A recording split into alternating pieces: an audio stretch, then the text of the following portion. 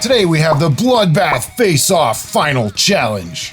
Welcome to the tasting room where we drink adult beverages and judge them. I'm Brian. I'm Derica. And today we have a mead versus a wine, both made with blood oranges.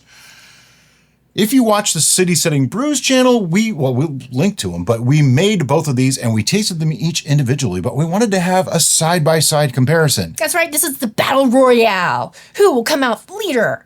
Or will it be a tie? I don't know. But right off the bat, appearance-wise, there's a huge difference already. The mead versus the wine. The mead looks kind of muddy.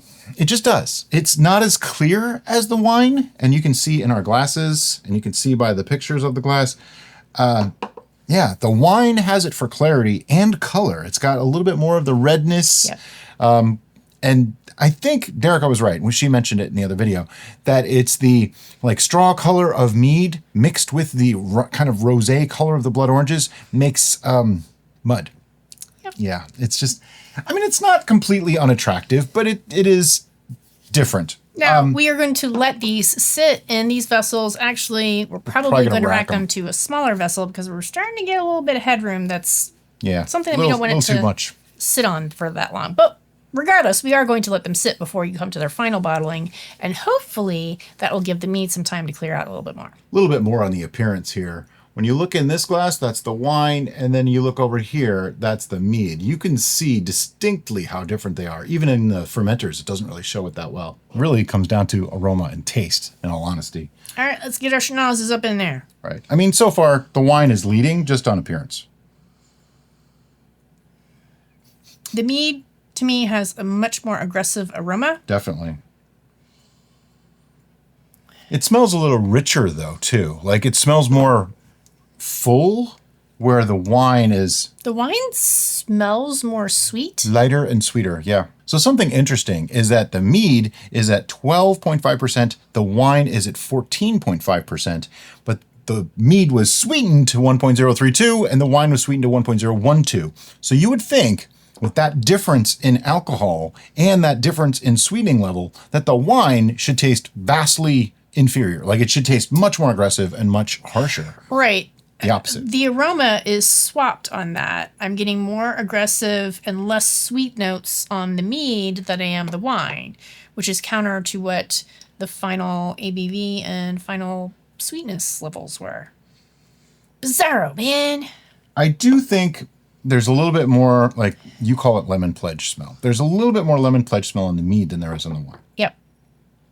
Yep. I don't like it. So for me, so far, in appearance, the wine is winning. Yeah. And in the aroma, the wine is winning. They're very close on aroma for me, really, because I like them both for different reasons. The mead is a little more complex. There's more layers to it.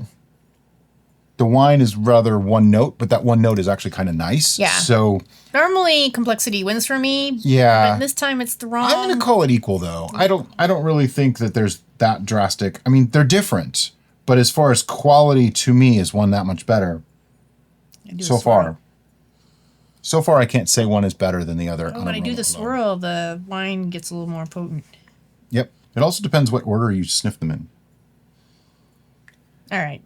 They're similar enough. Yeah. I'm going to call that a draw. Yeah. All right. Wine is still up by 1 point, though. It is. All right. You ready to start tasting? I'm tasting. Now, the order you taste in matters. If we taste the mead, then we taste the wine. It's going to taste different than if we taste the wine and the mead. So we're going to do it both ways.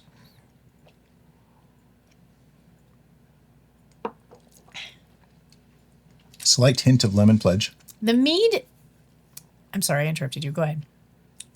Slight hint of lemon pledge. The orange mixes with lemon to me just a little bit too much. Very mouth-filling, nice tannic qualities. Sweet, but not overly so, even though it's sweetened quite a bit. So that means it's very astringent. There's lots of tannic, acidic things going on, and that's why we tried to balance those with some sweetness. Okay. For me, if I do my stereotypical whiskey chew on these beverages, which I know some people are really annoyed by, but for me, it really helps coat my palate and get a more sensory experience. The meat is great until I swallow it.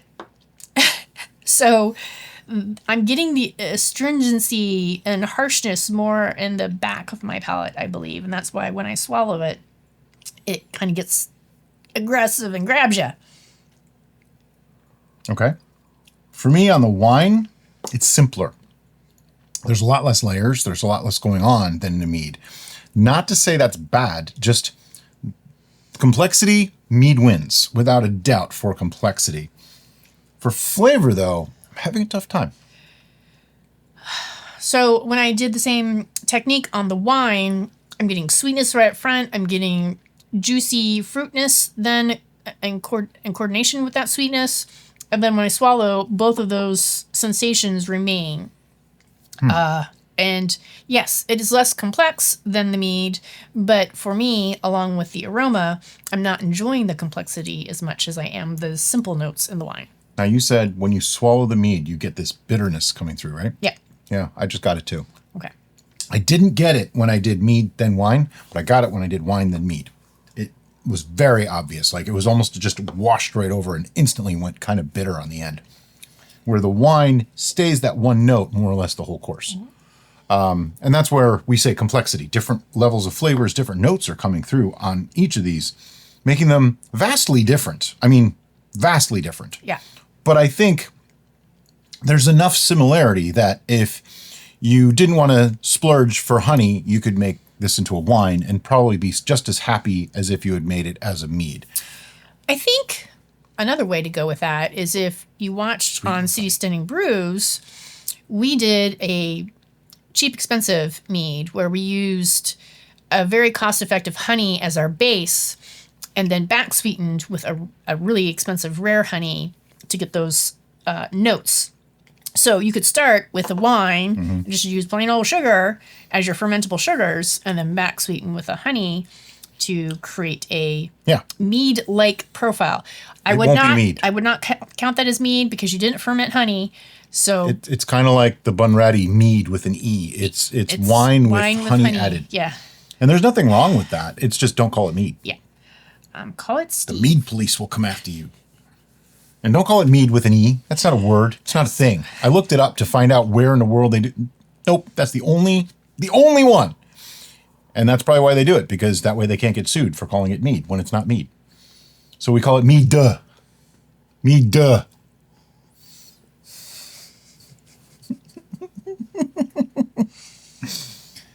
You knew it was coming. You knew I had to get you somehow. Overall, these are not my favorites, though. That time I got some nice honey notes on the mead by chasing it after the wine. It's really funny how going back and forth and which comes first accentuates or covers up. So in my original tasting of the mead on City Steading Brews, I was talking about creating cocktails with it and how I could tone down some of the harshness so that I can enjoy it more. I am thinking now pairing it with the wine actually helps it significantly. So are you saying we need to mix them together? We could do that for science. You have enough left? I have a little bit of the mead left. Okay. Between what we both have, we could probably... There you go. That's about right. Got to do a mashup. Now you got to swirl it. Yeah. Oh, I would have put it in the Belgian glass because it's easier to swirl. Don't spill it. I'm going to spill it. Oh, I didn't. How did that happen? It's because you told me not to. I was afraid. Okay. I swear we haven't been drinking that much. No. We're just a little punchy because technology has not been kind. Nope. All right. I swirled. You got to sniff it and sip it. Still smells like Swirl, mead. sip, and sniff. That's what we need a t-shirt made for. Swirl, sip, and sniff. The 3 S's. Well, sniff. Swirl, sniff, then sip. That's what I said. You swap. Swirl, sniff. Oh. You swapped sip. Swirl, sniff, sip. Okay. Whatever. They know what I mean. Mm-hmm. It probably should take some of the roughness off of the mead. There's still a little bit of roughness at the end, but not nearly as bad. And it's definitely a blend orange beverage. Wow, that's way better. That is actually significantly better. So that makes me think Making it a wine first and adding honey for sweetness would make this amazing. That might be the magic combination. And that's part of homebrewing is, that experimentation. Sometimes a mead is going to be superior. Other times a wine is going to be a lot cheaper. So when you kind of weigh the things in there, in this case, though, I think the flavor wins out. I would definitely go with the wine and add honey to it. All right. So we did our Frankenstein beverage, but we didn't judge them. So is this going to be a different thing? This is its own thing. It's its own thing. This is a head-to-head. So we gave a point to the wine. Yeah. In color. Yep. And in appearance. You said it was a tie for aroma. Right. So they each get a point. Okay. So it's 2 points wine, 1 point mead. That's how a tie works. Okay. And then for flavor, wine won. I would think slightly. Yeah. I'll give it the point. 1 point though. That's it. So that means the wine won 3-1. That seems very excessive. I don't like that scoring system. That doesn't make sense. So forget the scoring system. Don't worry about it. Here's my take, though. I think, this is tough. On appearance, though, the wine wins, hands down. If that had honey added to it, it might change the color, though, and it might actually make it more like this. Sure. That's interesting. On the smell, we said it was more or less a tie, and I have to agree that it's more or less a tie. So maybe we add 0 points for a tie. Okay. Nobody had a lead. And then on the taste, it's a slight lean towards the wine, in my opinion. You seem to really like the taste of the wine better than the taste of the mead. I'm not so sure. I'm ready to give it half a point because we don't agree.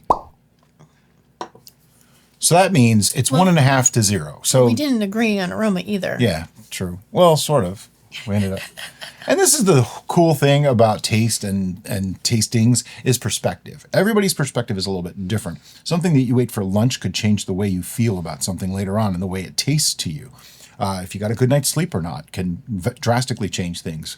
If you've ever had a bad experience with a beverage, that'll definitely change the way you feel about it. Like a lot of people say, oh, I can't drink whiskey because this one time in college, that kind of thing. So any whiskey is going to taste bad to them. Yeah. Oranges have that effect with Derica. Me. So my suggestion is going to be, because this was a battle royale, aka boxing, and when a boxing match is so close, what does the final verdict come down to? The judges. The judges. And that's you. So you let us know in the comments below, which one of these, based on our responses, do you think won? That's an interesting way to do it. You observed, you get to judge. Yeah, that works for me. But I think that's the end of this episode for now. And as always, thanks so much for watching and have a great day. Bye-bye.